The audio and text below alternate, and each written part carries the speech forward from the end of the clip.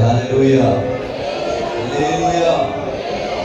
അനുഗ്രഹിക്കപ്പെട്ട ഈ നല്ല രാത്രിക്കായിട്ട് കർത്താവിനെ സ്തോത്രം ചെയ്യുന്നു. ദൈവത്തിന്റെ കൃപയിൽ ആശ്രയിച്ച് നാം ആഗ്രഹിക്കുകയും പ്രാർത്ഥിക്കുകയും ചെയ്ത ഉപവാസ പ്രാർത്ഥനയുടെ 6ാമത്തെ രാത്രികാലം കർത്താവിന്റെ പാത്രത്തിലേക്ക് അടുത്ത് വരുവാൻ പരിശുദ്ധാത്മാവ് ഒരുക്കിയ നല്ല അവസരത്തിലാണ് കർത്താവിനെ സ്തോത്രം ചെയ്യുന്നു. സന്തോഷത്തോടെ ഹല്ലേലൂയ പറഞ്ഞാണ്. ഹല്ലേലൂയ. നമ്മെ ഇന്ന് രാത്രിയിലും സന്നിഹിതരായിരിക്കുന്ന നമ്മുടെ ക്ഷണം സ്വീകരിച്ച് നമ്മെ ദൈവജനത്തിലൂടെ ശുശ്രൂഷിപ്പാൻ പരിശുദ്ധാത്മാവ് അയച്ച അനുഗ്രഹീതനായ ദൈവകൃത്യൻ 2 തലമുറകൾ നമ്മെ കടന്നു വന്ന എല്ലാ ദൈവജനത്തിനും വന്ദനങ്ങളെ അറിയിക്കുന്നു. പ്രത്യേകിച്ച് അതിഥികളായിട്ട് കടന്നു വന്ന സഹോദരങ്ങളെയും ഈ യോഗത്തിലേക്ക് വളരെ സ്നേഹത്തോടെ സ്വാഗതം ചെയ്യുന്നു. നിങ്ങളോട് ഒരുമിച്ചുള്ള ഒരു കൂട്ടായ്മ ദൈവം തന്നല്ലോ, നമ്മുടെ ജീവിതത്തിനകത്ത് അനുഗ്രഹത്തിന്റെ കാരണമായി തീരട്ടെ.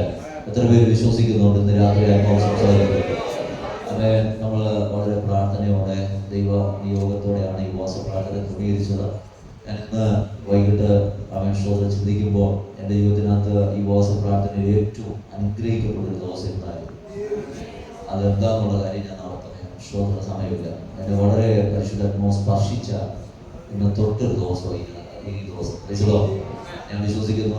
ഇച്ചിരി കൂടെ കയറി പറഞ്ഞാൽ ഞാൻ ഈ ഉപവാസ പ്രാർത്ഥന എന്തിനിരുന്നോ അതിലെ ചില വിഷയങ്ങളുടെ മേലൊക്കെ ദൈവത്തിന്റെ കാര്യം ചലിച്ച ഒരു ഉപവാസ പ്രാർത്ഥനയാണ് ഇന്നത്തെ ഉപവാസ പ്രാർത്ഥന. ഞാൻ നാളെ സഭാജനത്തിലേക്ക് ആ കാര്യങ്ങൾ പറയുന്നതാണ്. നിങ്ങളെല്ലാവരും സീരിയസ് ആയിട്ടിരിക്കുക. ഈ ഫോൺ വഴിയുള്ള കോണ്ടാക്ട് ഒക്കെ ഒന്നും കുറച്ചിട്ട് ദൈവസന്നിധിയിൽ ആരാധനയോടെ ഉപവാസ പ്രാർത്ഥന ആ ചിന്താഗതിയോടെ ബാക്കി കാര്യങ്ങളിലൊന്നും ഇടപെടാതെ ആത്മീയ വിഷയവുമായിട്ട് മുന്നോട്ട് വരിക. പ്രത്യേകിച്ച് കുഞ്ഞുങ്ങളോട് ശക്തമായിട്ട് ദൈവത്തിന്റെ ആത്മാവിൽ പറയുകയാണ് ഉപവാസ പ്രാർത്ഥന നിങ്ങൾക്ക് വേണ്ടി 21 ദിവസം ക്രമീകരിച്ചിരിക്കുന്നത്. നിങ്ങൾ വളരെ സീരിയസ് ആയിട്ട് ദൈവസന്നിധിയിൽ ഇരിക്കുക. നമ്മുടെ ജീവിതത്തിനകത്ത് വലിയ മാറ്റം ഉണ്ടാകും. ശക്തമാണെന്ന് പറഞ്ഞ് സഹായിക്കട്ടെ. നമ്മുടെ ക്ഷണം സ്വീകരിച്ച് ഇന്ന് പകലും രാത്രിയിലും ദൈവജനം ശുശ്രൂഷിപ്പാൻ പരിശുദ്ധാത്മാവ് നമ്മുടെ നടുവിൽ അയച്ച ദൈവത്തിനെ ഓർത്ത് കർത്താവിനെ സ്തോത്രം ചെയ്യുന്നു. കഴിഞ്ഞ പകൽ പരിശുദ്ധാത്മാവ് ആഴമായിട്ട് ദൈവാത്മാവ് സംസാരിച്ചു. ഇന്ന് രാത്രിയിലും പരിശുദ്ധാത്മാവ് നമ്മോട് സംസാരിക്കും. വിശ്വസിക്കുന്നുണ്ടോ? തനിക്ക് ഈ ഭയങ്കര കുറ്റബോധം ഭയങ്കരമായിട്ട് തോന്നി. കാഴ്ചയില്ലാത്ത ഈ ദൈവദാസൻ 3 സഭ നയിക്കുക, കൊണ്ടുപോകും. അതിൽ ഒത്തിരി ആത്മാക്കളെ നേടുക. എനിക്ക് ഭയങ്കര കുറ്റബോധം തോന്നുന്നു. നല്ല ആരോഗ്യം ഉണ്ടായിട്ടും നല്ല കണ്ണുണ്ടായിട്ടും നല്ല സാധ്യത ഉണ്ടായിട്ടും ആരുടെയും സഹായമില്ലാതെ നടക്കാൻ പറ്റിയിട്ട് ഇതൊന്നും നമുക്കൊന്നും ചെയ്യാൻ പറ്റുന്നില്ലല്ലോ. നമ്മുടെ അഹങ്കാരമൊക്കെ ശാസിച്ചിട്ട് ദൈവസന്നിധിയിലിരിക്കുക. ഇന്ന് പരിശുദ്ധാത്മാവ് തന്നിലൂടെ നമ്മൾ സംസാരിക്കുന്ന വളരെ പ്രാർത്ഥനയോടെ ദൈവസന്നിധിയിലായിരിക്കുമ്പോൾ കരം അടിച്ച് നമ്മുടെ ശുശ്രൂഷിക്കായിട്ട് കടന്നു പോകുന്നത് ശരി.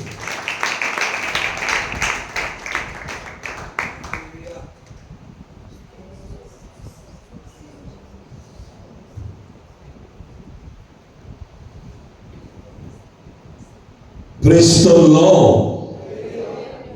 Hallelujah. യഹോവയുടെ പരിശുദ്ധമായ നാമം വാഴ്ത്തപ്പെടട്ടെ. വീണ്ടും ഒരു സന്ധ്യ കൂടി സ്വർഗ്ഗം നമുക്ക് തന്ന കൃപകളെ ഓർത്ത് ഞാൻ ദൈവത്തെ സ്തുതിക്കുന്നു. എത്ര പേർക്ക് സന്തോഷം? നിങ്ങൾ ദൈവത്തെ ഒന്ന് സ്തുതിച്ചു.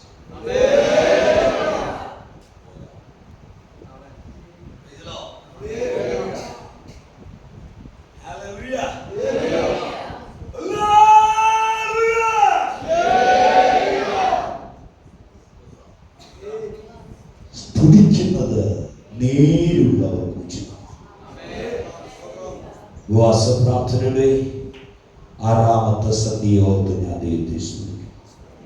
ഇവിടെ ശുശ്രൂഷിക്കുന്ന കർത്താവിന്റെ ശ്രേഷ്ഠ കുടുംബം മറ്റെല്ലാ ദൈവമക്കൾക്കും ഈ ദൂരത്തും ചാരത്തുമായി ഈ ശബ്ദ ശ്രേണിക്കുള്ളിൽ ഞങ്ങളെ ശ്രമിക്കുന്ന സകല ദേശവാസികളോടും ഒരുമിച്ച് ഇന്ന് രാത്രി ഈ യേശുവിനെ ഉയർത്തുവാൻ ലഭിച്ച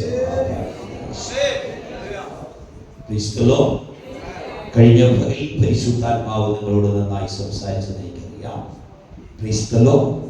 ഞാൻ ചിലപ്പോൾ നിങ്ങളുടെ നടുവിലേക്ക് പുൽപ്പറ്റി ഇറങ്ങി വന്നേക്കാം. അപ്പോൾ എന്നെ ആരും പിടിക്കാനോ ഒന്നും വരരുത്. ഞാൻ ദൈവാത്മാവിന്റെ നിയോഗപ്രകാരമേ ഇവിടെ ഇറങ്ങുകയുള്ളൂ. ഇതിന്റെ ഉയരവും നീളമൊക്കെ ദൈവം എനിക്ക് ഞാൻ താഴെ വീണാൽ തവരെ എന്നെ താങ്ങിക്കൊള്ളു. നിങ്ങൾ പ്രാർത്ഥിച്ചുകൊണ്ടിരുന്നാൽ ഇന്ന് രാത്രി ദൈവം നിങ്ങളോട് സംസാരിക്കും. അല്പനിമിഷം നിങ്ങൾ പ്രാർത്ഥനയിലായിരിക്കുക. ആമേൻ. എന്നെയും എൻ്റെ തലമുറയും ഞങ്ങൾക്ക് ഒരുമിച്ച് ഇന്ന് ഇവിടെ കടന്നു വരുവാൻ ദൈവം എനിക്ക് ഭാഗ്യത്തിനായി സ്തോത്രം. എൻ്റെ തലമുറ വലിയ ആത്മീയൊന്നുമല്ല, സ്തോത്രം. എങ്കിലും ഒന്ന് ഞാൻ പറയാം, എന്നോടുകൂടെ കർത്താവിൻ്റെ പേരിൽ അധ്വാനിപ്പാൻ എൻ്റെ കുഞ്ഞുങ്ങൾ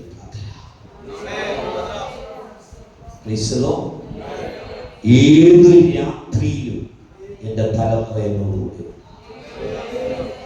എൻ്റെ തലമുറകളെ ദൈവം എനിക്ക് അങ്ങനെ തന്നതിനെ ഓർത്ത് ഞാൻ ഉദ്ദേശിച്ചു. അഭിഷേകമൊന്നും പ്രാപിച്ചവരല്ല, പക്ഷെ എൻ്റെ ഒറ്റ ആഗ്രഹമുള്ളൂ, എൻ്റെ പിൻപിൽ അവരോർക്കണം. അങ്ങനെ ഉറപ്പുള്ള ദൈവമക്കളോട് ഉദ്ദേശിച്ചു. ഹല്ലേലൂയ. ആമേൻ. കർത്താവിൻ്റെ ശ്രേഷ്ഠ ഭൃത്യൻ ആമേൻ ഈ ദേശത്ത് കടന്നു വന്ന് തന്നെ ഏൽപ്പിച്ചൊരു ദൗത്യമുണ്ട്. അത് താൻ പൂർത്തീകരിച്ചു കൊണ്ടു. അത് പൂർത്തീകരിക്കുമ്പോൾ തനിക്കൊരു പ്രമോഷനാണ്. എന്നാ പ്രമോഷനാ? ഇവിടുത്തെ സഭയുടെ പ്രമോഷൻ അല്ല, സ്വർഗത്തിലെ തമ്പുരാൻ പരിശുദ്ധാത്മാവിൽ ചില പ്രമോഷൻ തനിക്ക് വേണ്ടി ഒരുക്കി വെച്ചിട്ടുണ്ട്. അത് പ്രാപിച്ചേ ഈ കൊട്ടാരക്കരയിൽ നിന്ന് തന്നെ അയക്കത്തോളം ദാസനെ.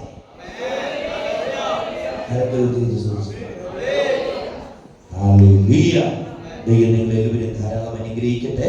ഞാനിന്ന് പകല് വചനം എടുത്തപ്പോൾ എനിക്ക് ഭയങ്കര തീ തോന്നിയോണ്ട് ഞാൻ വേഗത്തിൽ ഓടിപ്പോയി.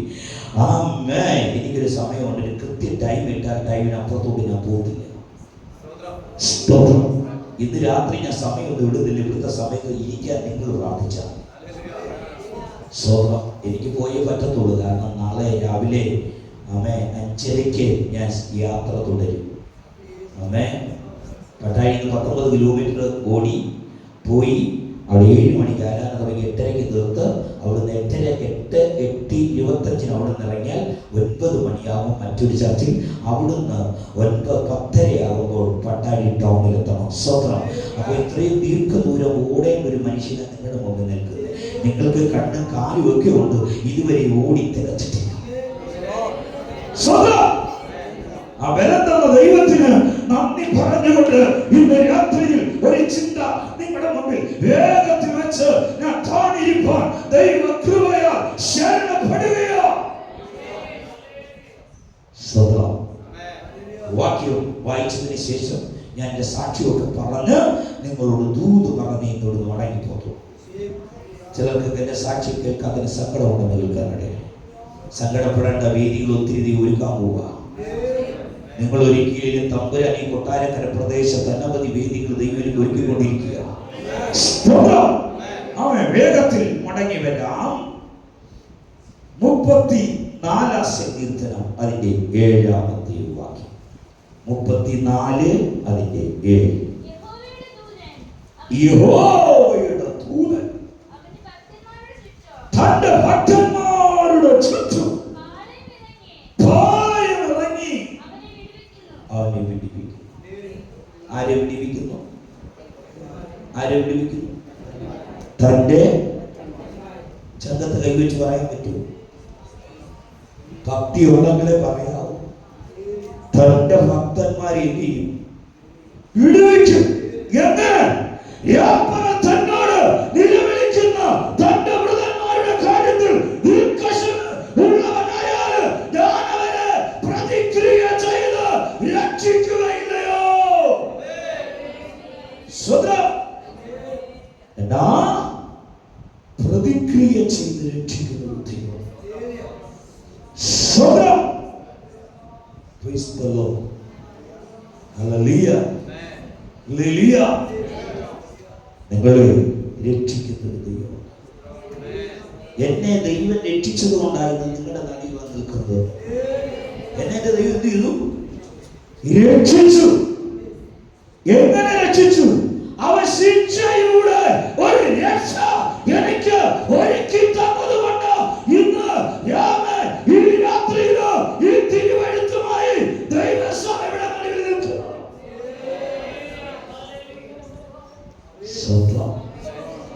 നിനക്ക് രക്ഷയും ശിക്ഷയിൽ നിന്നും ഒരു രക്ഷ. അതാണ് യേശു ക്രിസ്തുവിലൂടെയുള്ള രക്ഷ.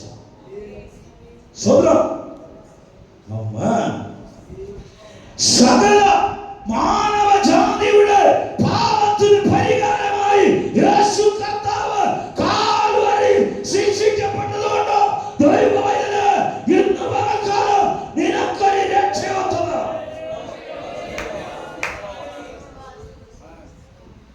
Praise the Lord.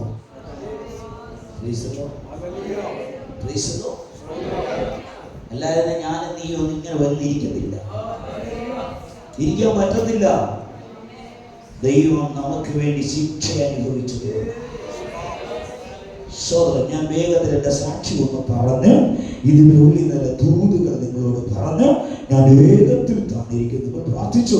നിങ്ങളുടെ ഇടയിലേക്ക് ആത്മാവ് ആമൻ ഓടിച്ചു കൊണ്ടുപോയി അതിന് രാത്രി ദൈവം നിയോഗം നൽകിയിട്ടുള്ളതിനായി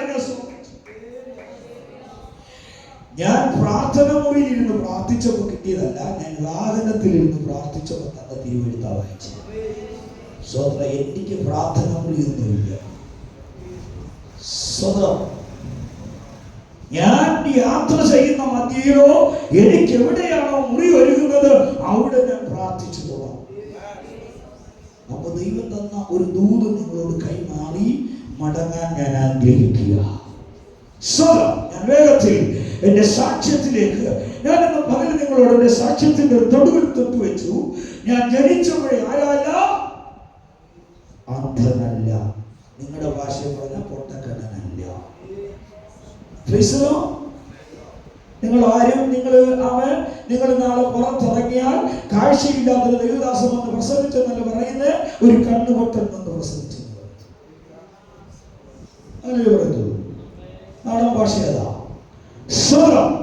എന്നാൽ എന്റെ കണ്ണ് പൊട്ടിച്ച ഒരു ദൈവമുണ്ട്. എന്തിനാ എന്റെ കണ്ണ് പൊട്ടിച്ചത്? എന്തിനാ? അനേക കുരുട്ട് കണ്ണുകള് തുറപ്പിച്ച സത്യമാണ് സ്വർഗത്തിലെ തമ്പുരാന്റെ ആത്മാവിന്റെ വെളിച്ചം എന്റെ അകത്തേക്ക് തിരികെ തന്നിട്ട് വിളിച്ചു പറഞ്ഞു, ഇവൻ യേശുവിന്റെ മകനാ.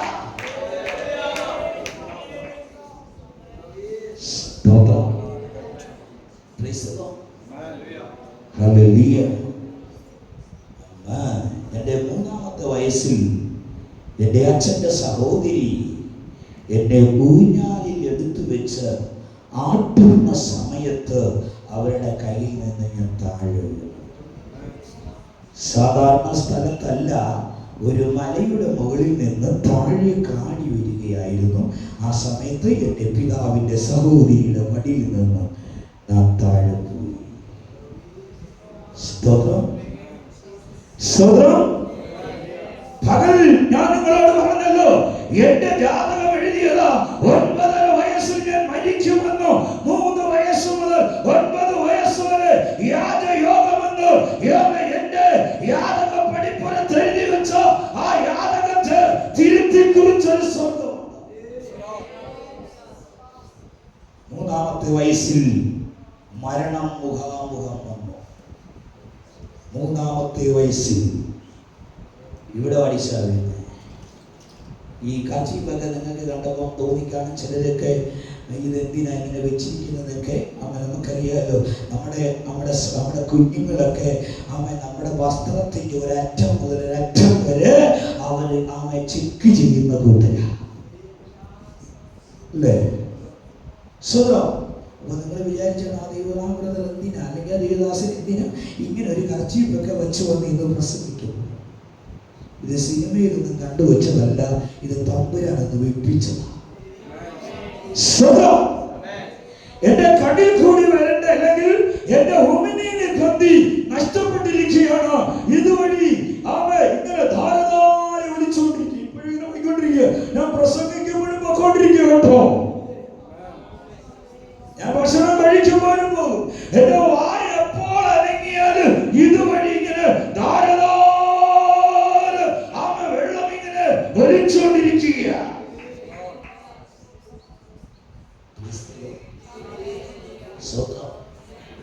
ഇത് 3-ാമത്തെ വയസ്സിൽ സംഭവിച്ചതാണ്. ഇവിടെ അടിച്ചു വീണ് പഴുത്തു, തലച്ചോറിൽ പഴുപ്പ് കയറി. എന്നെ കേൾക്കുന്ന 20 വയസ്സ് താഴോട്ട് പ്രായമുള്ള എന്റെ തലമുറ മുതൽ ഇവിടെ ഇരിക്കുന്ന സകല തലമുറകളെ നോക്കി ഞാനൊരു ദൂത് പറയാ. എന്റെ ദൈവം കണ്ടത് കൊണ്ടാ കുഞ്ഞ് രക്ഷപ്പെട്ടത്. നിന്നെ തമ്പുരാൻ കണ്ടെന്ന് വരികയില്ല. ഈ നാളുകളിൽ ഇതിനകത്ത് കയറി നീ രക്ഷപ്പെട്ടോ, ഇല്ലെങ്കിൽ നിന്റെ ഗതി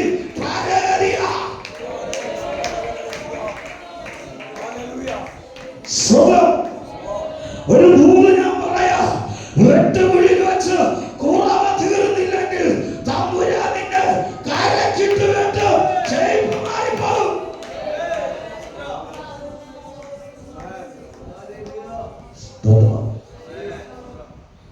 അച്ചായമാരോട് ചോദിച്ചാൽ മതി, വെട്ടുകുഴിയിൽ വെച്ച് കുറവ് തീർക്കണമെന്ന് പറഞ്ഞത് ഈ വെട്ടുകല്ല് ചെത്തുമ്പോ കുഴിക്കകത്ത് ചെത്തിയില്ലെങ്കിൽ അതിന്റെ രൂപം മാറിപ്പോകും. ഇന്ന് പകൽക്കാലം വരെയിട്ട് പരിശുദ്ധാത്മാവിൽ നീ ആരാധിച്ചതും പാടിയതൊക്കെ പരിശുദ്ധാത്മാവിലാണെങ്കിൽ ഇന്ന് പകൽക്കാലം ഈ ഉപവാസ പ്രാർത്ഥന കഴിയുന്നതിന് ഇതിനകത്ത് വെച്ച് 12 വയസ്സിന് മേൽപോട്ടുള്ള സകല സന്തതികളെ സ്വർഗ്ഗം ഒരുക്കാൻ പോവുകയാണ്.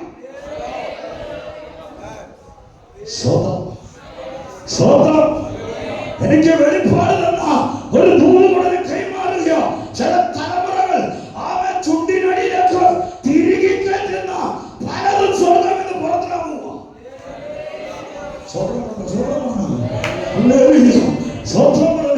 നിന്റെ കൂട്ടുകാരോട് കൂടിയുള്ള ബന്ധം ഇന്ന് അവസാനിപ്പിച്ചോ. നിന്റെ ഏക സ്നേഹിതൻ ക്രിസ്തു.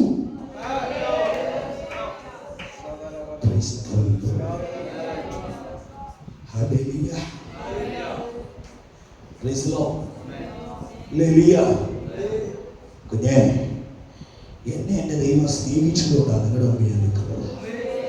എന്റെ അച്ഛന്റെയും അമ്മയുടെയും പുണ്യപ്രവൃത്തി ഉണ്ടെന്ന് കേട്ടോ. ഹൈന്ദവ കുടുംബത്തിൽ ജനിച്ച, ഹൈന്ദവ കുടുംബത്തിന്റെ പശ്ചാത്തലങ്ങൾ മുഴുവനും പഠിച്ച ഒരു നല്ല മന്ത്രവാദി കുടുംബത്തിലാണ് അവൻ.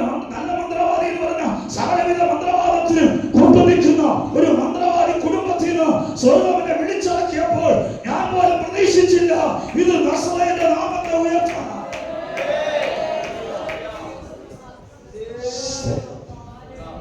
ആ മന്ത്രവാദത്തിന്റെ ഭാഗം എടുത്തോണ്ട് തന്നെ കർത്താവിന്റെ വേലയ്ക്ക് ഇറങ്ങിയത് കേട്ടോ. ജാതകം എഴുതി വെച്ച് 9.5 വയസ്സിൽ മരിച്ചു. 9.5 വയസ്സിൽ മരിച്ചില്ലെങ്കിൽ എന്നെ പകരി കൊണ്ടിട്ടുള്ള എടാ, തമ്പുരാൻ ഒരു കാര്യം പറഞ്ഞിട്ടുണ്ട്, എന്റെ മഹത്വം മറ്റൊരുത്തിന് കൊടുക്കത്തില്ല. കൊടുക്കുവോ? കൊടുക്കത്തില്ല. കൊടുപ്പിക്കാൻ പലരും ശ്രമിച്ചേക്കാം, പക്ഷെ കൊടുക്കത്തില്ല. ഇന്ന് മഴക്കാലം പറയട്ടെ, കൊടുപ്പിക്കാൻ ആരെങ്കിലും ശ്രമിച്ചിട്ടുണ്ടെങ്കിൽ അവർ പരാജയപ്പെടും. പക്ഷേ പറയാ, എന്റെ മഹത്വം മറ്റൊരുത്തരും ഞാൻ വിട്ടുകൊടുക്കുന്നില്ല.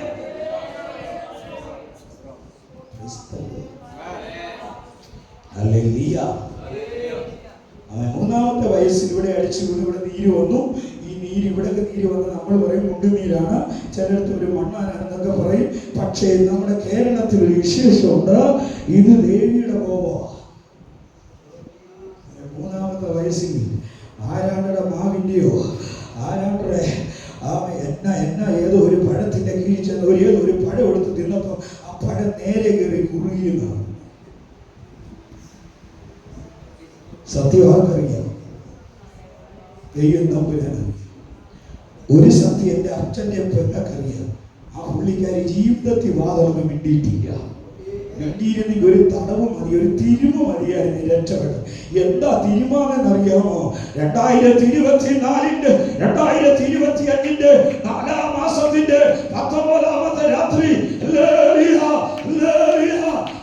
കരിക്കും ദൈവസഭയെ അവൻ യേശു കർത്താവിനെ പ്രസംഗിക്കണമെങ്കിൽ അവർ തിരുമിയാൽ ഇത് സംഭവിക്കത്തില്ല.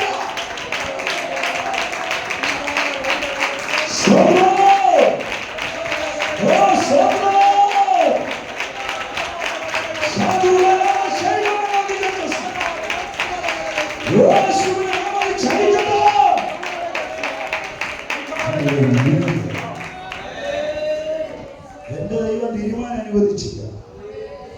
എന്റെ അപ്പനോടും അമ്മോടും ഇവർ പറഞ്ഞതുമില്ല, ഇതുവരെ പറഞ്ഞിട്ടില്ല കേട്ടോ.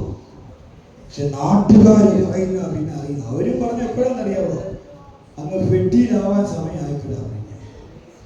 ഇവിടെ ചതഞ്ഞു കഴുത്ത് തലച്ചോറിനകത്ത് വഴുപ്പ് കയറി. പുനലൂര് ഇന്നത്തെ ആരാധന ഹോസ്പിറ്റലില് ഡോക്ടർ തമിസാറിന്റെ ഹോസ്പിറ്റലിൽ എന്റെ മാതാവിനെ കൊണ്ടു കാണിച്ചപ്പോൾ എന്റെ മാതാവിനോട് ആ ഡോക്ടർ പറഞ്ഞ് ഇവന്റെ അപ്പനെ വിളിച്ചോണ്ടില്ല. എൻ്റെ വീട്ടിൽ ഞാൻ കഴിഞ്ഞ സംഗതി കേട്ടോ, ഒത്തിരി പറഞ്ഞ സമയം എടുക്കും, അടി വേഗത്തിൽ പോവുക. മാതാവ് എൻ്റെ പപ്പയെ വിളിച്ചോണ്ട്, എൻ്റെ അപ്പനെ വിളിച്ചോണ്ട്, എൻ്റെ അപ്പനോട്, എൻ്റെ അപ്പൻ്റെ പേര് ഗോപി, ആ ഡോക്ടറുമായിട്ട് എൻ്റെ അപ്പന് നല്ല ബന്ധമുണ്ട്. എൻ്റെ അപ്പ MBBS-കാരനായിട്ടല്ല കേട്ടോ, നല്ലൊരു കൃഷിക്കാരൻ. അതുകൊണ്ട് കൃഷിമലൊക്കെ കൊണ്ടുകൊടുത്ത് ഡോക്ടറെ കയ്യിലെടുത്ത് വെച്ചേക്കുക. ഡോക്ടർ ഏറ്റവും വലിയൊരു സ്നേഹിതനെ പോലെയാണ്. MBBS-കാരനേക്കാൾ സ്നേഹമുണ്ടെന്നേ. അപ്പോൾ ഡോക്ടർ പറഞ്ഞു, ഗൗരി, നിന്റെ കുഞ്ഞ് മരിച്ചു കൊടുത്തു. കാര്യമൊക്കെ തിരക്കി പറഞ്ഞില്ല, കുഞ്ഞിന്റെ തലച്ചോറിൽ പൈപ്പ് കിടന്നിരിക്കുക, ഇനി ഒരു രക്ഷയില്ല, മരണമല്ലാതെ മറ്റൊന്നില്ല കുഞ്ഞ്.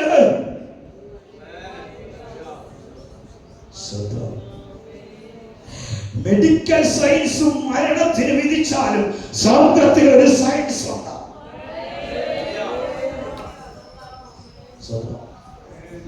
പക്ഷേ വിശ്വാസം ഇച്ചിരി വലുതാണ്. എന്റെ അപ്പൻ ഡോക്ടർ മുഖത്ത് നോക്കി ഒരു വർത്തമാനം പറഞ്ഞു.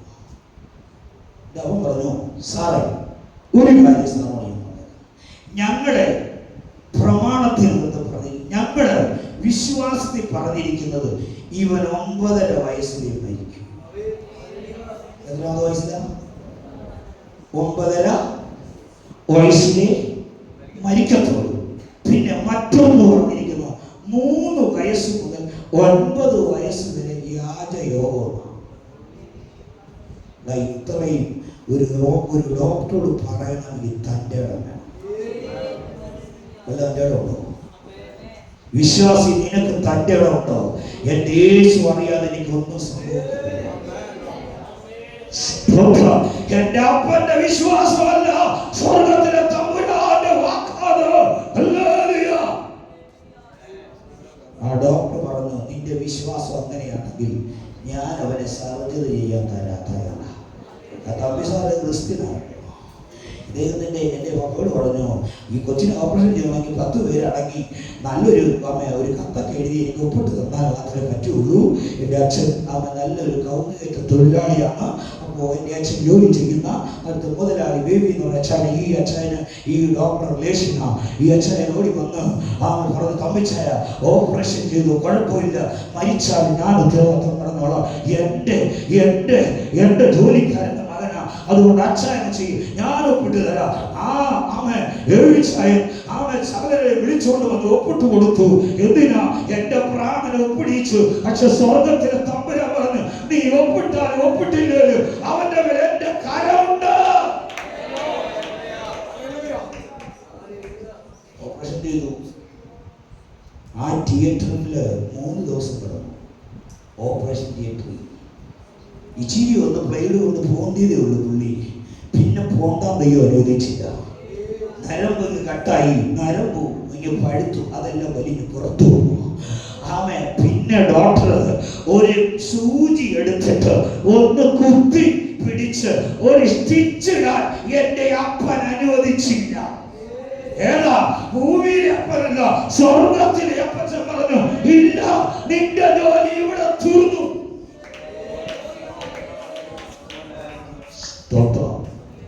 കുഞ്ഞ്, ഇന്ന് രാത്രി നിന്നോടൊരു ദൂതുണ്ട്. പലരുടെ ജോലി അവസാനിപ്പിച്ചിട്ട് അവൻ പറയും, എടുത്തോണ്ട് പോക്കോ.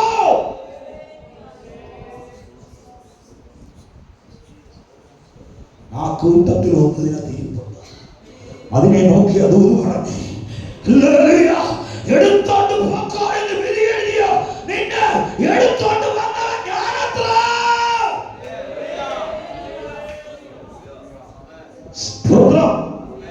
അവൻ തന്റെ ദൂതനെ ഇറക്കി തന്റെ ഭക്തനെ വിടുവിക്കുന്ന ദൈവം.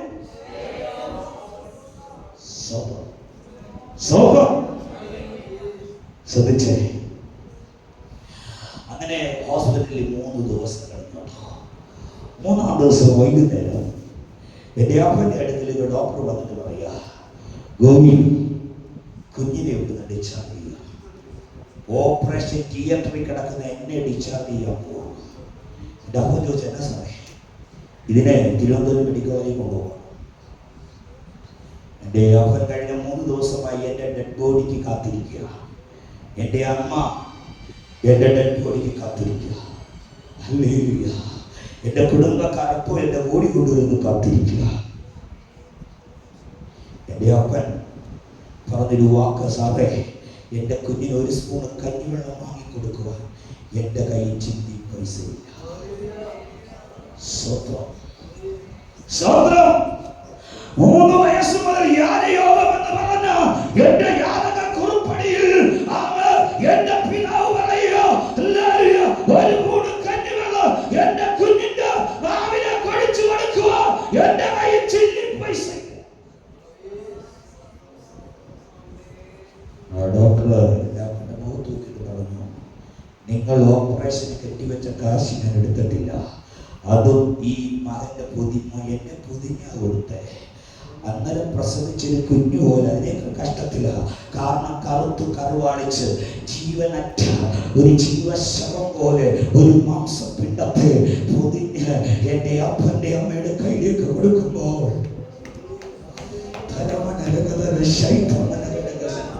അവരുടെ കടിഞ്ഞൂൽ സന്തതി ജീവശവമായി അവരുടെ കയ്യിലേക്ക് എത്തപ്പെടുമ്പോൾ അവരുടെ ഹൃദയത്തിന്റെ തേങ്ങയായോ ക്രിസ്ത്യാനി എന്താ കേട്ടോ. എൻ്റെ അമ്മയുടെ ഭവനത്തിൽ പുനലൂർ പട്ടണത്തിന് തൊട്ടടുത്താണ് എൻ്റെ അമ്മയുടെ ഭവനം. കുതിരച്ചെറിയുന്നോറി 3 കിലോമീറ്റർ ദൂരമുള്ളൂ.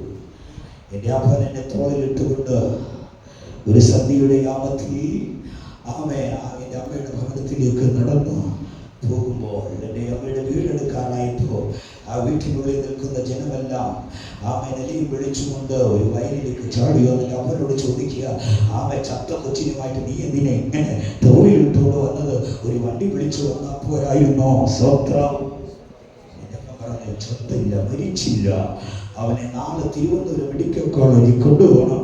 മറ്റൊരു കാര്യം ഡോക്ടർ പറഞ്ഞു, നമ്മുടെ മതം അനുസരിച്ച് എന്തെങ്കിലും ക്രിയ ചെയ്യാനുണ്ടെങ്കിൽ ഇന്ന് രാത്രി അതുകൂടെ ചെയ്യാൻ അവകാശം. ചിലരുടെ അവകാശം നിന്റെ മേലുണ്ടോ? വിശ്വാസ ജീവിതത്തിൽ ഇറങ്ങി തിരിച്ചിട്ട് ചിലരുടെ അവകാശം വെച്ചുകൊണ്ടിരിക്കുന്ന ചില അവകാശികളെ സ്വർഗം ഇന്ന് രാത്രി ഈ ആലയത്തിനകത്ത് നിന്ന് പുറത്താക്കി ചിലതിന് സ്വാതന്ത്ര്യം വരുത്തുവാൻ സ്വർഗം ഇന്ന് രാത്രി ആഗ്രഹിക്കുന്നുണ്ട്.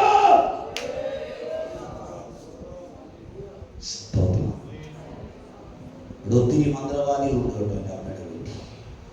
7-ലധികം മന്ത്രവാദികൾ മന്ത്രം ചൊല്ലിയപ്പോൾ അവർക്ക് കിട്ടിയ ഒറ്റ വെളിപ്പാട്, അവർ പറയാ 3 വയസ്സിലെ കൊച്ചു മരിക്കുന്നത് കൊണ്ട് ഇനി ഈ കൊച്ചിന്റെ ബോഡി വീട്ടിൽ കയറ്റി ഒരു ശുശ്രൂഷ ചെയ്യാൻ പാടില്ല. അതുകൊണ്ട് ഇപ്പോൾ ഇരിക്കുന്ന ജീവനോടെ അവന് കൊടുക്കാനുള്ള അന്ത്യയാത്രകൾ നമുക്ക് കൊടുക്കണം. ഹിന്ദുക്കൾക്ക് ഈ വായിക്കിടുന്ന ചടങ്ങുണ്ട്. വാഴയിലിൽ, ഞാൻ പിടിക്കുഞ്ഞല്ലേ, വാഴയിലിനെ കിടത്തി സകലവിധ കർമ്മങ്ങളുമായി രാത്രിയോ ചെയ്തു. നിങ്ങൾക്കറിയണോ, 100 കണക്കിന് എൻ്റെ ബന്ധുമിത്രാദികൾ ആ ഭവനത്തിൽ എൻ്റെ ഡെഡ് ബോഡിക്ക് എൻ്റെ ശരീരത്തിൽ ചുറ്റും നിൽപ്പുണ്ട്. ഞാൻ പറയാം, എൻ്റെ മാതാപിതാക്കളും അവിടെയുള്ള നാട്ടുകാരും ഞാൻ യേശു ക്രിസ്തുവിനെ പ്രസംഗിക്കാൻ ഇറങ്ങി തിരിച്ചു കഴിഞ്ഞപ്പോൾ പലരും എന്നോട് വന്ന് പറഞ്ഞ സാക്ഷ്യം ഞാൻ കേൾക്കുവാനിടയായി. എൻ്റെ വായിലേക്ക് ഒരു സ്പൂൺ കഞ്ഞിവെള്ളം ഒഴിച്ചു തരാൻ ഒരു സ്പൂണിന്റെ അറ്റത്ത് ഒരു സ്പൂണിന്റെ കയ്യിൽ ഒരു കൈയോട് കൈകോർത്ത് 50-60 പേര് വീതം ചേർന്ന് ഒരു സ്പൂൺ കഞ്ഞിവെള്ളം താങ്ങി എന്റെ വായിലേക്ക് ഒഴിച്ചു. എന്തിനാ? കഞ്ഞി കൊടുത്തില്ലെന്നും വൈകരി ഇട്ടില്ലെന്നും ഒരാളിരിപ്പാൻ. എല്ലാം നടത്തി, എല്ലാ കർമ്മവും കഴിഞ്ഞ് ഇനി ഹോസ്പിറ്റലിൽ പോയി മരിച്ച വീട്ടിൽ കയറ്റിയൊരു ശുശ്രൂഷയില്ല, ശവക്കുഴി വെച്ചുള്ള ശുശ്രൂഷ. ഇന്നും പകൽക്കാലം എന്റെ തമ്പുരാൻ എന്നെ മേളിൽ വെച്ച് കണ്ടതിനെ ഓർത്ത് ഞാൻ പറഞ്ഞല്ലോ, അമ്മയുടെ ഉദരത്തിൽ നീ പിണ്ടമാകുന്നതിന് മുമ്പ് നിന്നെ കണ്ട ദൈവത്തിന് ഒരു ഉദ്ദേശമാണ് നിന്നെ കുറിച്ച്.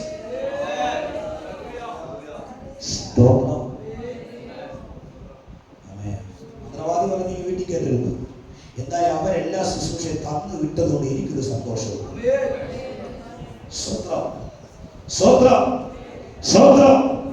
ഇന്ന് അവറ്റകളെ ശുശ്രൂഷിക്കാൻ എനിക്കൊരു ഭാഗ്യം കിട്ടും. അതാ ഭാഗ്യം. കുതിരച്ചേരിയുടെ പ്രദേശത്ത് യേശു കർത്താവിനെ പ്രസംഗിക്കാൻ സന്തോഷ് ദാസ് എന്ന് പറയുന്ന ഈ മനുഷ്യൻ ചെന്ന് നിന്നാൽ ചിലരുടെ മുട്ട് വിളക്കി.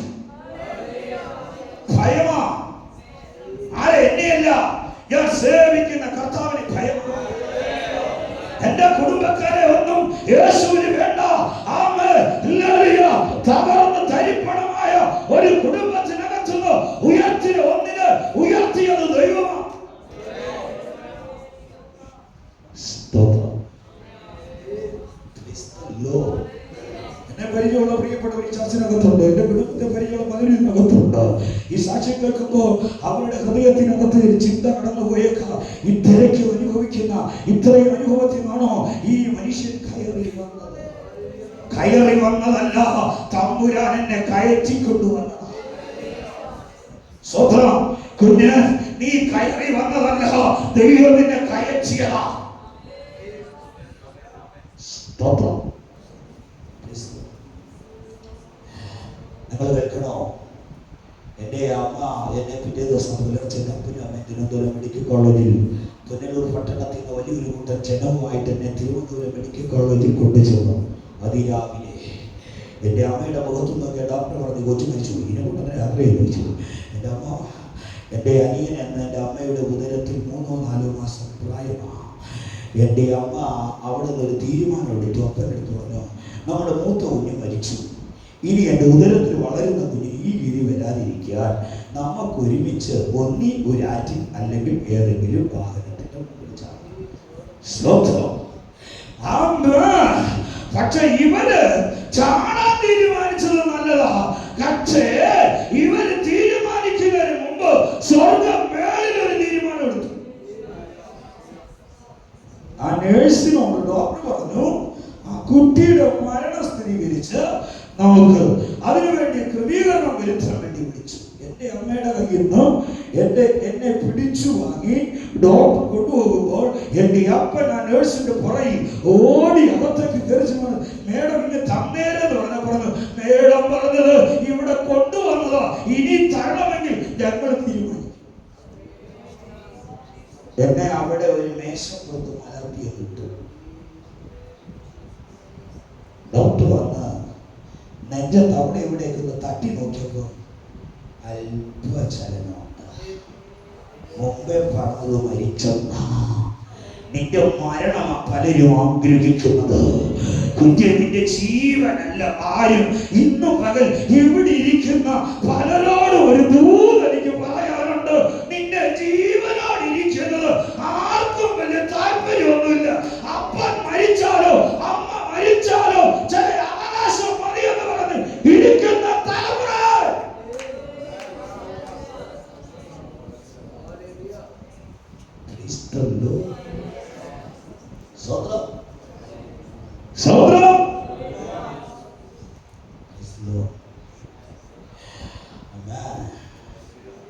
ആ ജീവനെ കണ്ടിട്ട് ഡോക്ടറിന്റെ അപ്പനെ അകത്ത് വിളിച്ചു.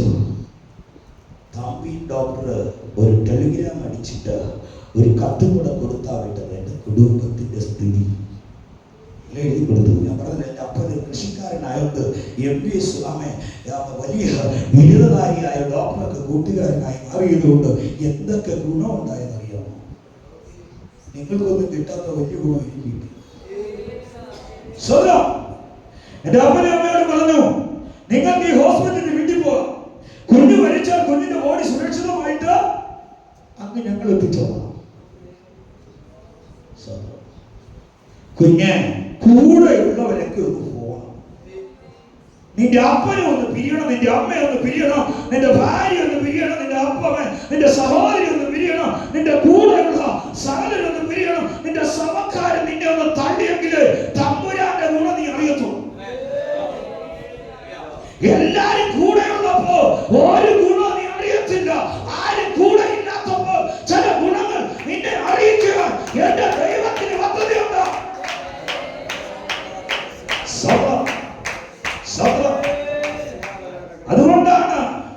അതുകൊണ്ടാണ് ഹോശേയ പ്രവചനത്തിൽ ഒരു വാക്യം എഴുതിയിട്ടുണ്ട്. നിന്നെ ഞാൻ വശീകരിച്ച് മരുഭൂമിയിൽ കൊണ്ടുപോയി എനിക്ക് നിന്നോട് കൃത്യമായി സംസാരിക്കാനുണ്ട്. എവിടെ കൊണ്ടുപോയാ? ഇവിടെ സംസാരിച്ചത് കേട്ടോ. ഇവിടെ നിന്നോട് കൂടെ ചിലതൊക്കെ ഉണ്ട്. പുറത്തോട്ടിറങ്ങാൻ അപ്പുറത്തുനിന്ന് ഇപ്പുറത്തുനിന്ന് കൈ കാണിക്കാൻ ചിലര്, കണ്ണ് കാണിക്കാൻ ചിലര്, അഞ്ചി കാണിക്കാൻ ചിലര്. ഇവരിൽ നിന്നല്ല നിന്നെ ഒഴിച്ചിടാൻ ഒറ്റ സ്ഥലങ്ങളും ഐസിയുവിനകത്ത്. കേറുന്നതിന് മുമ്പ് തമ്പുരാനെ ഓർത്ത് നീ സ്വന്തം പറഞ്ഞ നീ ഐസിയുവിനകത്ത് കേറുന്നതിന് മുമ്പ് സന്തോഷ് പാസ്റ്ററെ വെടിവെച്ച് നിന്റെ മുമ്പിൽ ഈ 55-ാമത്തെ വയസ്സിൽ കൊണ്ടു നിർത്തിയ ഒരു യേശു ഉണ്ടെന്ന്.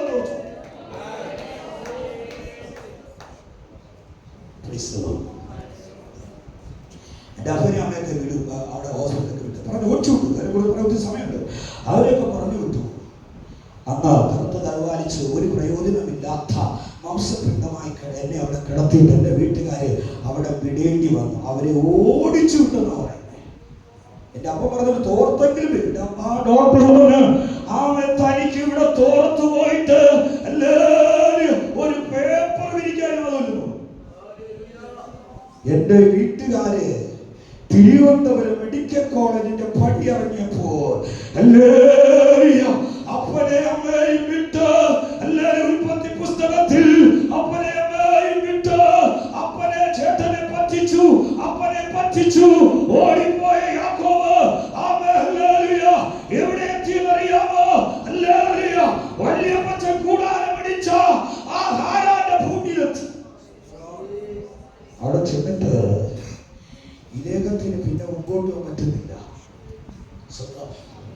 ഒട്ടകത്തിൽ ഓടി പരാജയപ്പെടുകയല്ല, ഓടി ബിരുദ പ്രാപിക്കണം.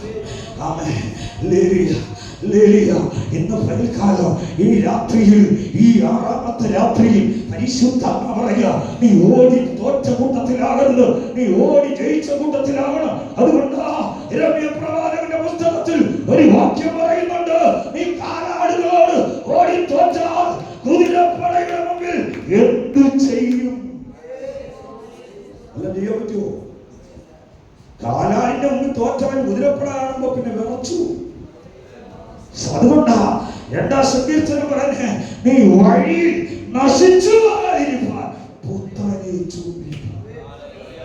നിന്റെ വഴിയിൽ നാശമുണ്ട്. കുഞ്ഞ് മുടങ്ങി വരാൻ തയ്യാറായാൽ മഹത്വത്തിന്റെ കർത്താവ് നിന്നെ വിടിവിക്കാതെ പോകത്തില്ല.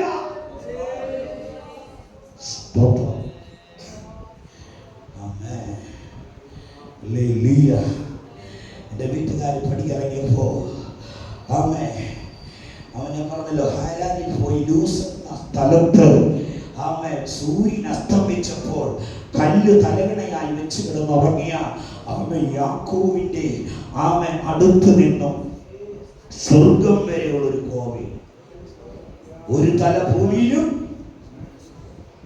അടുത്ത തല സ്വർഗത്തിലും. ദൂതൻ ഇറങ്ങി വന്നതുപോലെ യഹോവയുടെ ആത്മാവ് ഞാൻ വസിച്ച റൂമിനുള്ളിൽ ഇറങ്ങി വന്നു. ആ രാത്രി മുഴുവനും എന്റെ അപ്പനും അമ്മയെക്കാൾ ഉപരി എന്റെ കർത്താവ് എന്നെ കണ്ടുകൊണ്ട് ഇറങ്ങി വന്നു നിന്ന് എന്റെ പ്രാണന് ഒരു ശലവുമേക്കാതെ.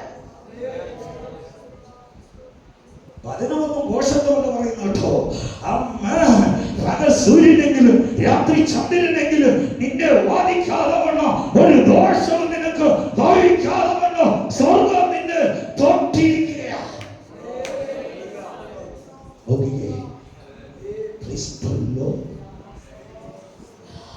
അങ്ങനെ ആ രാത്രി കഴിച്ചു കൂട്ടി.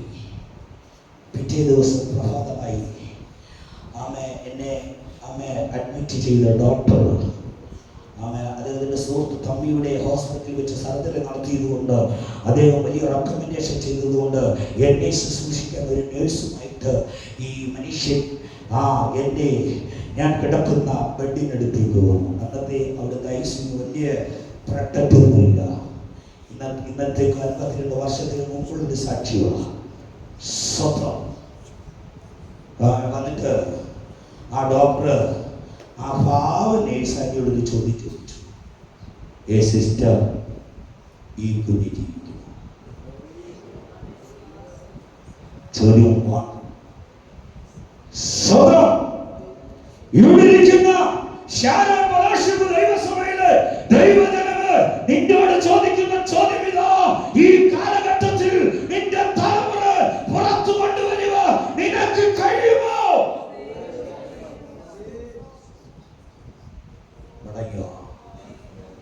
നമ്മളെ മക്കൾ മടങ്ങി വരാൻ പ്രാർത്ഥിച്ചുകൊണ്ടിരിക്കുക. അപ്പനും അമ്മയ്ക്ക് ഒരു മടക്കവും ഇല്ല. നിന്റെ തലമുറ മടങ്ങുന്നതിനൊപ്പം നീയും മടങ്ങി വാ. നിന്റെ തലമുറയുടെ കാല വീഴ്, നിന്റെ തലമുറ നിന്റെ കാല വീഴട്ടെ.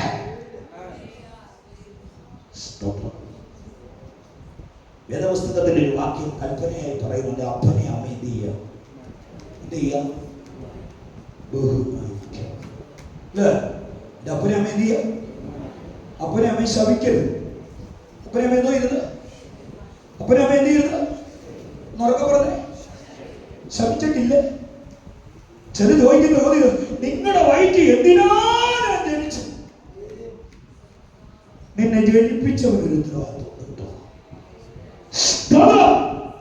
ചില അമ്മച്ചിമാര് പറയുന്നുണ്ട്, നീ എന്റെ വയറ്റിൽ ജനിച്ചത് മുതൽ എനിക്ക് കഷ്ടകാലം.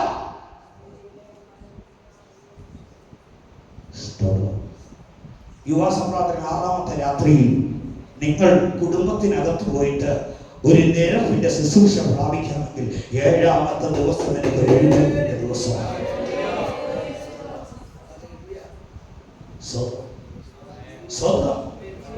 അല്ലെങ്കിൽ എന്റെ പൊന്ന് കുഞ്ഞ്, എന്റെ പൊന്ന് കൂടപ്പറപ്പ്, നീ 7 ഇരുന്നാലോ 21 ഇരുന്നാലോ 14 ഇരുന്നാലോ 4 ഇരുന്നാലോ 1 ഇരുന്നാലോ അനുഗ്രഹമില്ല.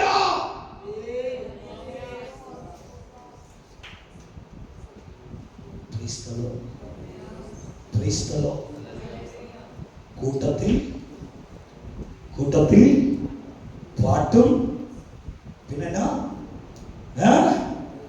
വെള്ളത്തിലുള്ള പൂട്ടും വിട്ടിട്ട് ആത്മാവിലൊന്ന് പൂട്ടിക്കെട്ടാൻ ഇന്ന് പകൽക്കാലം ദൈവ സമാജനം ഒരുക്കമുണ്ടെങ്കിൽ പരിശുദ്ധാത്മാവിനെ പറയട്ടെ, നമ്മുടെ കുടുംബത്തിനകത്ത് നമ്മുടെ തലമുറകളിൽ തമ്മിൽ പിന്നെ അഭിപ്രായങ്ങളുണ്ട്, എന്നാൽ അത് മുഴുവനും ഒന്ന് പരിഹരിക്കാൻ പരിശുദ്ധാത്മാവ് ഇന്ന് രാത്രി ആഗ്രഹിക്കുകയോ.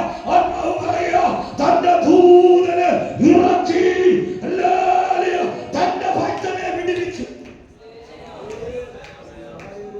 നിന്നെ വിടുവിക്കാൻ ദൈവത്തിന് ആഗ്രഹമുണ്ട്. നിന്റെ അകത്ത് ഭക്തി വെളിപ്പെടും.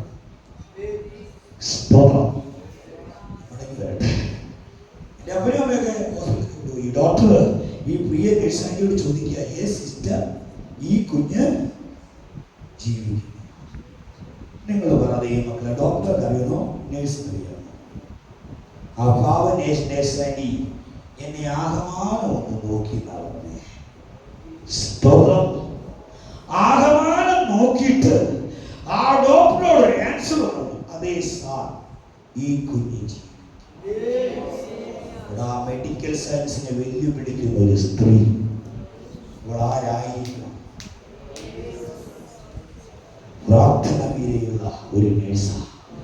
പലപ്പോഴും കണ്ണീരോടെ ആ ഹോസ്പിറ്റലിന്റെ പടിയിറങ്ങിയിട്ടുണ്ട്. പക്ഷേ ആമ എന്നെ നോക്കിയിട്ട് ആന്റി തന്റെ ഇടത്തോടെ 2ാമത്തെ ചോദ്യം, ഏ സിസ്റ്റർ ജീവിക്കുമോ? അല്ല. ആമേ ആന്റി എന്റെ മുഖത്ത് വീണ്ടും ഒന്ന് സൂക്ഷിച്ചു നോക്കിയിട്ട് ശബ്ദത്തെ നോക്കിയിട്ട് ഒരു ദൂത്, എന്റെ സാറേ, ഈ കുഞ്ഞ് ജീവിക്കുമെന്ന് മാത്രമല്ല എന്റെ ദൈവത്തിന്റെ പെട്ടകം ചുമക്കോ. കറുപ്പ് കറുവാടിച്ചു കിടക്കുന്നു, എന്നെ നോക്കി ദൂത് പറയണമെങ്കിൽ അവരെ അകത്തെ ആത്മാവിന്റെ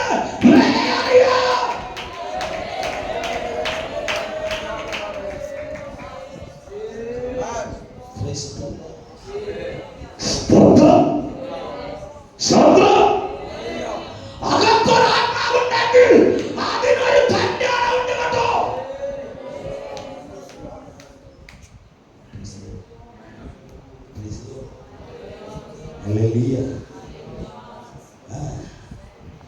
അന്ന് കേട്ട ദൂത, സ്വന്തം അന്ന് കേട്ട ദൂത, ആ ദൂതിന്റെ രാത്രി നിങ്ങളോട് പറയുകയോ, ആ ദൂതുണ്ടല്ലോ അത് ജീവിപ്പിക്കുന്ന ദൂത.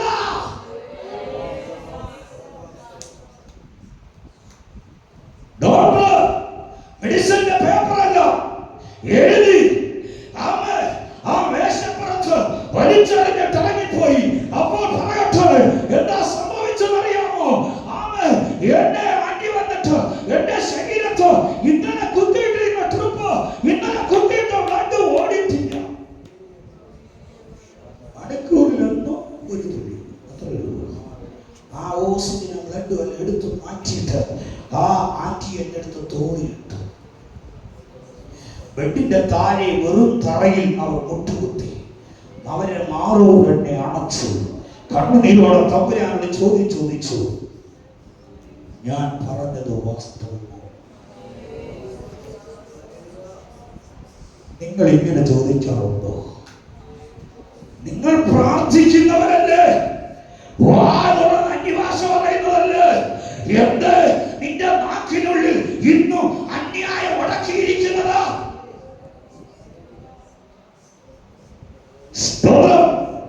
നിന്റെ നാവ് കൊണ്ട് പാപം ചെയ്യാതിരിക്കാൻ നിന്റെ വഴികളെ സൂക്ഷിക്കണമെന്ന് ദൂതൻ പലപ്പോഴും ദൂത് പറഞ്ഞതാ.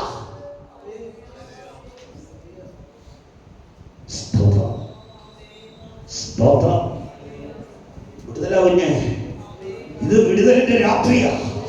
ഇത് വെറും വിടുതലല്ല, ഇത് ജീവിപ്പിക്കുന്ന ജീവന്റെ വിടുതലാ. പകല് സാക്ഷ്യം പറയാം, തമ്പുരാൻ ബ്ലോക്ക് ചെയ്തതിനൊരു കാരണമുണ്ട്. കേൾക്കേണ്ട ചിലതൊക്കെ പുറത്തു കിടക്കുകയായിരുന്നു. ഞാൻ പറഞ്ഞില്ലേ, ഇന്ന് പകൽ പറഞ്ഞില്ലേ, ചിലത് അകത്തു വരാനുണ്ടെന്ന്. അതൊരു പ്രവചനമായിരുന്നു നീ വിശ്വസിക്കുന്നു.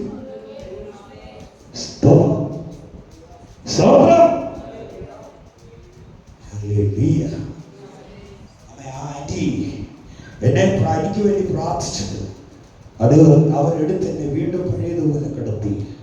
ബ്ലഡ് ട്രിപ്പും എല്ലാം ഒന്ന് മാറ്റി കുത്തി ഓക്സിജനൊക്കെ തന്നിട്ട് എൻ്റെ മെഡിക്കൽ പേപ്പറുമായിട്ട് അത് സ്റ്റാഫ് റൂമിലേക്ക് ചെന്നപ്പോൾ സ്റ്റാഫ് റൂമിൽ ഇരിക്കുന്ന ആന്റിമാരെല്ലാം ഒറ്റ ചോദ്യം, എടി ആ കുഞ്ഞ് രക്ഷപ്പെടുവോ?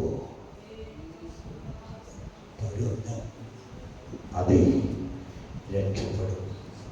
രക്ഷപ്പെടിപ്പിക്കുന്ന ഒരുവൻ എന്നോട് കൂടെയോ? രക്ഷപ്പെടുത്തുന്നവൻ എന്നോട് കൂടെ കൊണ്ട് നിങ്ങളുടെ നെഞ്ചത്ത് കൈവച്ചിട്ട് പറ, എന്റെ തലമുറയെ വിടിവിക്കുന്ന, എന്റെ കുടുംബത്തെ വിടിവിക്കുന്ന, എന്റെ സഭയെ വിടിവിക്കുന്ന, എന്റെ ശുശ്രൂഷയെ വിടിവിക്കുന്ന ഒരുവൻ എന്നോട് കൂടെയുണ്ട്.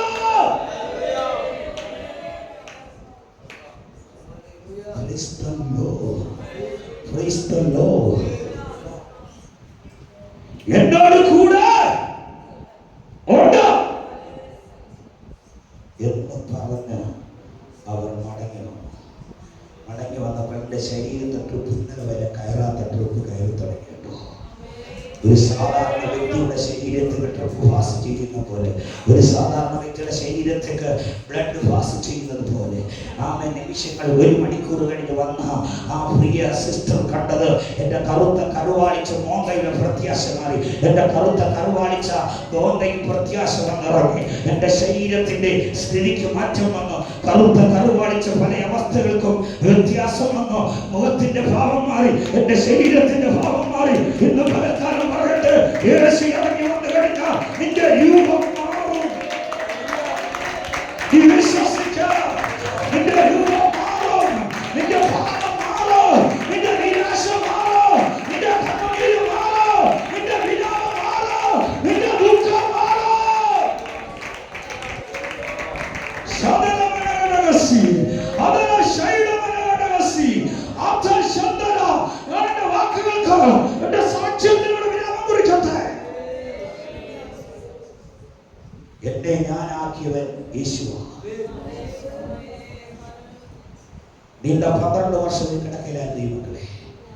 3-ാമത്തെ വയസ്സ് മുതൽ എൻ്റെ 12-ാമത്തെ വയസ്സ് വരെ നീണ്ട 9 വർഷം കിടക്കയിൽ കിടന്നിട്ട് എഴുന്നേറ്റ് വന്ന് യേശുവിനെ പ്രസംഗിക്കുക. ഒരു വാക്കൂടെ പറഞ്ഞാൽ സാക്ഷ്യപ്പെടുന്നു. വിരാമം കുറിച്ചിട്ട് ആ ഭൂമിയിലേക്ക് ഒന്ന് മടങ്ങി വരാൻ പോവുക. സ്തോത്രം, ഹല്ലേലൂയ. നീണ്ട 12 വർഷം നീണ്ട 12 വയസ്സ് വരെ 3-ാം വയസ്സ് മുതൽ കിടക്കയിലായി. എൻ്റെ കിടക്ക 4.5 വർഷം പുനലൂർ ഗവൺമെന്റ് ഹോസ്പിറ്റൽ. ഈ മുറിവ് കരിയേണ്ടത് ഓരോ മണിക്കൂർ ഇഞ്ചക്ഷൻ. വീട്ടിൽ ഹോമീസ് നിങ്ങൾക്ക് ഒരു തലവേദന മാറിയില്ല, ഉപദേശിയുടെ നേരെ പുറകുറുക്കുന്ന മാതാപിതാക്കളെ, സഭാ കുടുംബങ്ങളെ, കൊച്ചിന്റെ വയറുവേദന ഉപദേശി പ്രാർത്ഥിച്ചിട്ട് മാറിയില്ല. കാരണം കൊച്ചിനെ അവിടെ ഇവിടെയൊക്കെ വിട്ട് കണ്ടവിടെയൊക്കെ കൂട്ടത്തെ വിരുന്ന് വിട്ട് കൊച്ചിന് 2ാമത്തെ ഉള്ളിക്കറി വയറുവേദന ഉപദേശിക്കാൻ സ്വസ്ഥതയില്ല. സൺഡേ സ്കൂളിന് വീട്ടിലേക്ക് കുഴപ്പമില്ല, വിരുന്നിന് വിടുന്നവരോട് ഒരു ദൂതുണ്ട്. നിന്റെ തലമുറ അരുതാത്ത വഴിയിലൂടെ പോകാൻ പോവുക. പണ്ടത്തെ വല്യപ്പച്ചന്മാർ പറയും, അടക്കയാണെങ്കിൽ മടി വയ്ക്കാം, അടയ്ക്കാമരമായ മടിയിരിക്കുക. ഈ കിളുന്ന അടയ്ക്കാമരത്തെ വളച്ച ഒടിഞ്ഞു പോകും. വിളഞ്ഞു കഴിഞ്ഞാൽ പിന്നെ വളയ്ക്കാനും പറ്റത്തില്ല, ഒടിക്കാനും പറ്റത്തില്ല. അതുകൊണ്ട് അടയ്ക്ക അകത്തിരുന്ന് പൊട്ടുന്നതിന് മുമ്പ് അതിനെ നീയൊന്ന് ഉടച്ചു വെച്ചാൽ നിനക്ക് പിന്നെ ഉടച്ചേണ്ടി വരില്ല.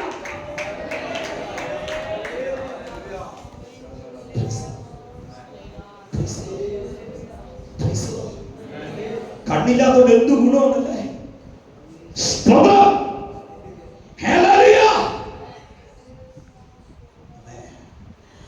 അവന്റെ 4.5 വർഷം ഹോസ്പിറ്റലിൽ കിടന്നുണ്ട്. 4.5 വർഷം പൊന്നു ഗവൺമെന്റ് ആശുപത്രി അടച്ച്. അവിടെ പല ആൾക്കാരൊക്കെ അവർക്കൊക്കെ ഞാൻ പൊന്നു പട്ടണത്തിലുള്ള ഒറ്റയ്ക്കൊക്കെ യാത്ര ചെയ്യുമ്പോൾ പല പ്രായമുള്ള അമ്മച്ചന്മാരൊക്കെ വന്ന് കൈ നോട്ട് ചോദിക്കും, മോനെ നീ ഇന്ന് ജീവനോട് ഉണ്ടോണ്ടാവച്ചേ? അമ്മച്ചി, യേശു ജീവനോടെ നിങ്ങളെ ഒന്ന് നിർത്തിയിട്ട് ഇതിൽ കൂടി വലുതെന്തോ വേണം.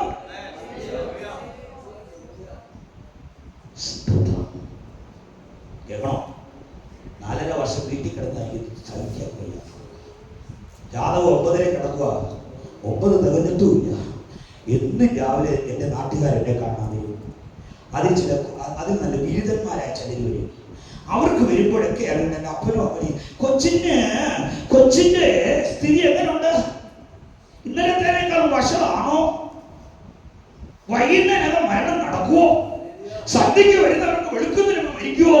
നമ്മുടെ വീട്ടിൽ ആരെങ്കിലും ഒരു വീരാരോഗ്യമായി കിടന്നാൽ നീ പോയിട്ട് അവിടെ ചെന്നിട്ട് ഇങ്ങനെയുള്ള വർത്തമാനം ഒന്നും പറയരുത്. ഞാൻ പറയാലോ, എഴുന്നേക്കാത്ത അച്ചായനോട് ഇപ്പൊ എഴുന്നേറ്റ് വരുമെന്നുള്ള ദൂതും പറയരുത്. അച്ചായന് വേണ്ടി നീ പ്രാർത്ഥിക്കുമ്പോ ഒറ്റവാക്കി പ്രാർത്ഥിച്ചോ. എങ്ങനെയാ തമ്പുരാനെ നിന്റെ ഹിതമെന്തോ അതങ്ങ് നടപ്പാക്കാം. എഴുന്നേക്കാനാണെങ്കിൽ എഴുന്നേറ്റു, പോകാനാണെങ്കിൽ ആ വാക്കോടെ. സത്യം പറഞ്ഞാൽ സ്തോത്രം, രോഗിയായി കിടക്കുന്ന വീട്ടിൽ ഉപദേശിമാരെ ഈ പ്രവാചകന്മാരെ പ്രവാചകന്മാരെ ഒന്നും അധികം കയറ്റാതിരിക്കാൻ നിന്റെ ഭവനത്തിനകത്ത് അല്പ സ്വസ്ഥതയുണ്ട്.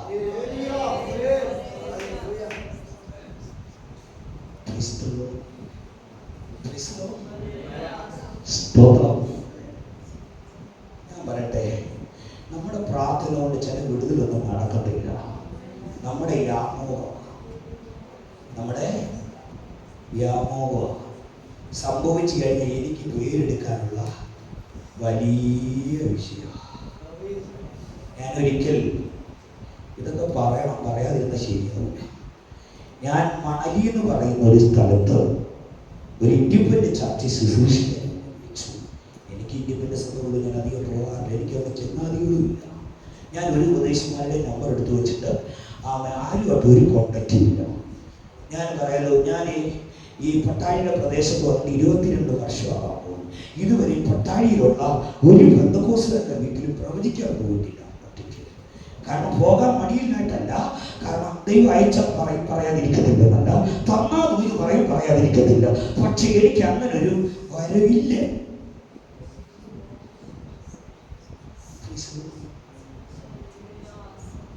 ഞാൻ പറയല്, എടാ തെരുവിൽ തെണ്ടേണ്ട എന്നെ വിളിച്ച് അകത്ത് കയറ്റിയ തമ്പുരാൻ എന്നെ തെറ്റിയാക്കൂ.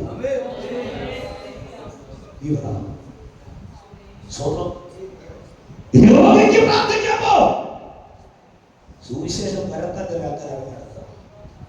സഭ മുടിക്കാൻ, വിശ്വാസികളെ മുടിക്കാൻ, കുടുംബത്തെ മുടിക്കാൻ, വിശ്വാസ ജീവിതത്തെ മുടിക്കാൻ, സ്വർഗത്തെ മുടിക്കാൻ.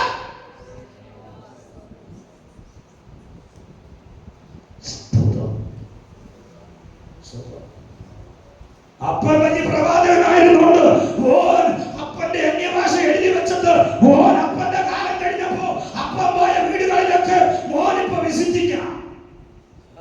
കൃപയുണ്ടോ കുഞ്ഞ്?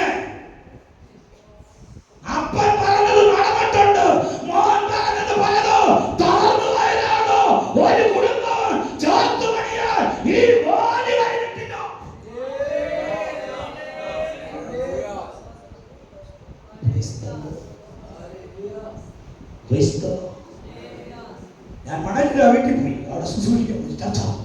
ശുശ്രൂഷിക്കുന്നു.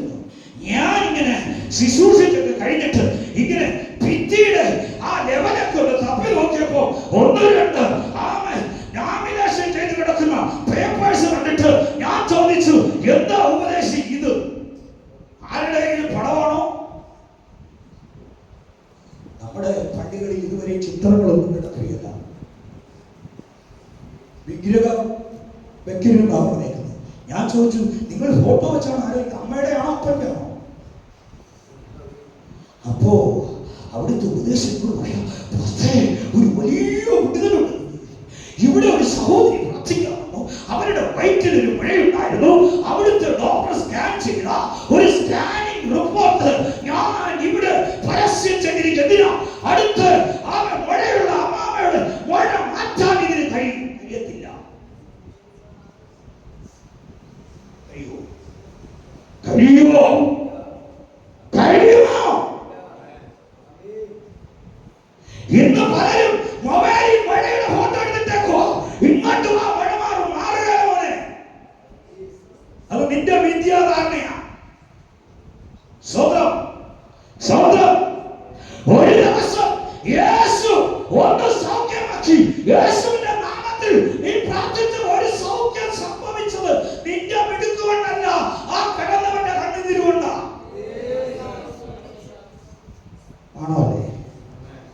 ആണോ അല്ലയോ?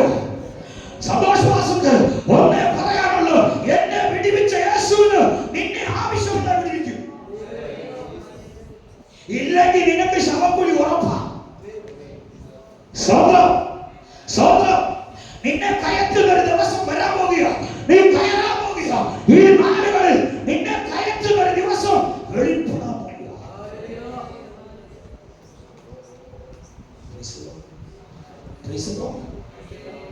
ഇങ്ങനെയുള്ള തട്ടിപ്പിനകത്ത് സകല ബന്ധക്കോസുകാരും കുട്ടികിടക്കുക. സ്വന്തം എന്നിട്ട് അവര് പോളിസി എടുക്കും. ഇത് കഴിഞ്ഞിട്ട് ഒരു പോളിസി എടുക്കും. എന്തിനാ അറിയാവോ? എന്തിനാ? രോഗമായി കിടന്ന ട്രീറ്റ്മെന്റ് ചെയ്യാൻ വേണ്ടിയുള്ള പോളിസി എടുക്കും. ഒത്തിരി പരിപാടിയുണ്ട്. ഇവരുടെയൊക്കെ പുറകെ പോയി നമുക്ക് ഇഷ്ടം പോലെ കിട്ടും. ദൈവസഭയ്ക്കകത്ത് വന്നാൽ കിട്ടാനൊന്നുമില്ല, ഇവിടെ പ്രാപിക്കാനേ ഉള്ളൂ. കിട്ടാനൊന്നും ഇവിടെ ഇല്ല. ഇവിടെ നിന്ന് പ്രാപിച്ചു മടങ്ങിയോ കിട്ടുന്നതിനേക്കാൾ വലുതാ. അതൊരു വിശ്വാസമുണ്ട്. എന്നെ ചില സഭകളിലെ വിശ്വാസികളാണ് ഉപദേശം പറഞ്ഞിട്ടുണ്ട്, ആ കണ്ണുപൊട്ട ഉപദേശം വിളിക്കരുത്. അങ്ങാർക്ക് മുഖം നോക്കാൻ അറിയത്തില്ല, ആരോടാ പറയുന്നു അറിയത്തില്ല. നോക്കാത്തോട് എന്ത് ഭാഗ്യം ഉണ്ടായിരുന്നോ. എൻ്റെ ഭാര്യ എൻ്റെ മക്കളും പറയാറുണ്ട്, പപ്പയെ ശബ്ദം ഒന്ന് കുറച്ചാൽ കൊള്ളാം, പക്ഷേ ഇവന്റെ വാ തമ്മിലാണ്. അതറിയണോ? രാഷ്ട്രീയ നേതാവാണ് ഞാൻ നിങ്ങളുടെ മുമ്പിൽ നിൽക്കുന്നത്. ഒരു കോൺഗ്രസിന്റെ രാഷ്ട്രീയ നേതാവായി കോൺഗ്രസുകാർക്ക് വേണ്ടി വിവിധ സ്ഥലങ്ങളിൽ വോട്ട് പിടിക്കാൻ പോയി പ്രസംഗിച്ച് തഴക്കം പ്രാപിച്ചാണ്. പക്ഷേ അവിടെ 14ാമത്തെ മിനിറ്റ് കഴിയുമ്പോൾ ഏതെങ്കിലും കോൺഗ്രസ് നേതാവ് എന്നെ എടുത്തുകൊണ്ട് ഏതെങ്കിലും നല്ല ഹോസ്പിറ്റലിൽ കൊണ്ടുപോയി ട്രിപ്പ് ഇടണം, അടുത്ത വേദി പ്രസംഗിക്കണം. തിരുവനന്തപുരം മെഡിക്കൽ കോളേജിലെ ഡോക്ടർ എനിക്ക് വിധിച്ചിരിക്കുന്ന ടൈം വെറും 15 മിനിറ്റാ തുടർമാനം സംസാരിക്കാൻ. സ്വന്തം ഇന്നേക്ക് 30 വർഷത്തിനപ്പുറത്ത് 1989 യേശു കർത്താവിനെ കണ്ടുമുട്ടി. 1999 മുതൽ കർത്താവിന്റെ വേലയിലിറങ്ങി ഏകദേശം 26 വർഷത്തിന് അപ്പുറത്ത് നിന്ന് ഇവിടെ വരെ കൊണ്ടുവന്ന ഒരു ദൈവമുണ്ട്.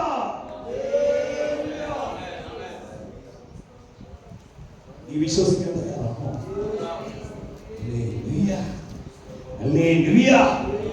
അതുകൊണ്ടാ വീരോടെ പ്രസംഗിക്കുന്നത്. എന്നെ തല്ലാൻ പലരും നോക്കിയിട്ടുണ്ടോ? തല്ലാൻ വന്നവനെ ഞാൻ തല്ലി വിട്ടിട്ടുണ്ട്. തല്ലുകളെ ഉണ്ടെങ്കിൽ തല്ലാൻ പേടിയില്ല. സ്വന്തം എനിക്ക് പേടിയില്ലെന്ന്. കാരണം ഞാൻ പേടിക്കേണ്ട ആരെയാ? എന്റെ രക്ഷിതാവ് എന്റെ കർത്താവുമായ യഹോവയായ ദൈവം തമ്പുരാൻ ഉയരത്തിലുള്ളപ്പോ എന്റെ തമ്പുരാനെ ഭയപ്പെട്ടാൽ മതി. എനിക്ക് വിശ്വാസം ഭയപ്പെടേണ്ട. നിയമങ്ങളെ എനിക്ക് ഭയപ്പെടേണ്ട, നിയമത്തെ ഭയപ്പെട്ടാൽ മതി, അല്ലാത്ത ഒന്നിനെയും എനിക്ക് ഭയപ്പെടേണ്ട. അവൻ എന്നോട് കൂടെ,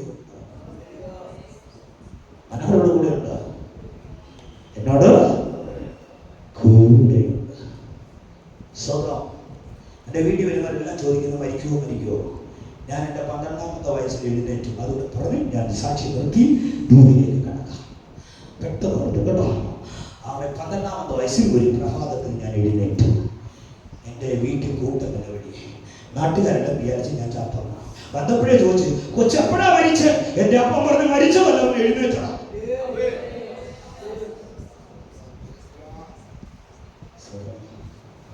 ഈ മരിക്കുന്നതെല്ലാവർക്കും ഇഷ്ടം, എഴുന്നേൽക്കുന്ന ആർക്കും ഇഷ്ടമല്ല. യോബിന്റെ ഭാര്യയ്ക്ക് പോലും ഇഷ്ടമല്ല.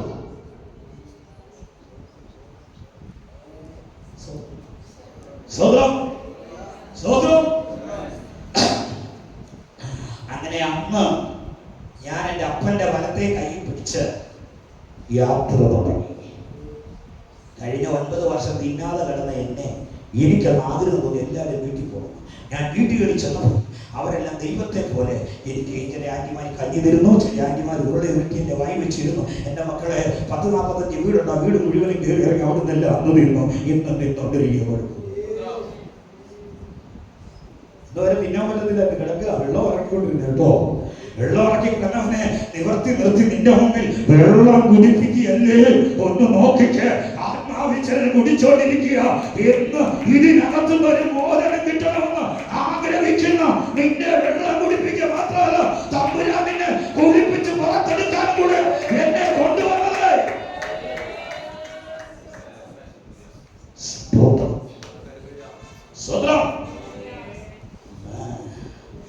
നിന്റെ നാട്ടിൽ ചെല്ലുമ്പോൾ എല്ലാവർക്കും വലിയ പ്രത്യാശയാണ്.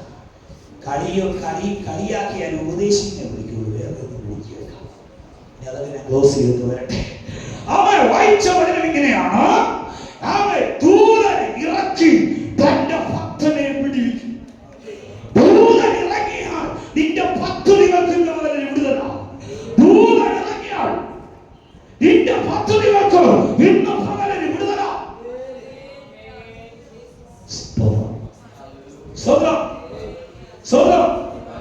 ഉൽപ്പത്തി പുസ്തകത്തിൽ നാം വായിക്കുമ്പോൾ കാണുവാൻ കഴിയുന്നത് അപ്പന്റെ അമ്മയുടെ അടുക്കൽ നിന്ന് ഓടിപ്പോയി ഹാരാനിൽ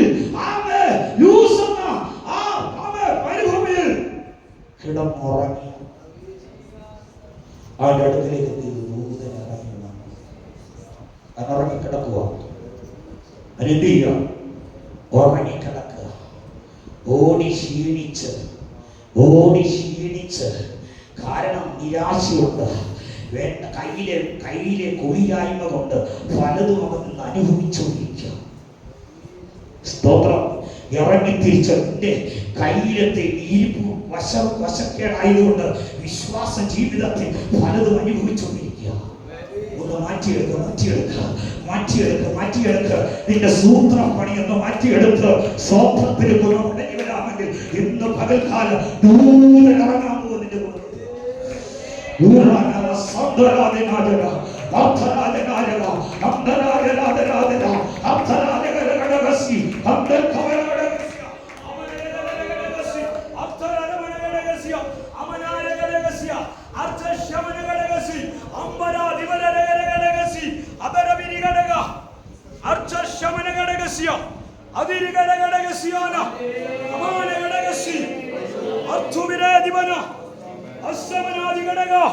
Archa seri manadi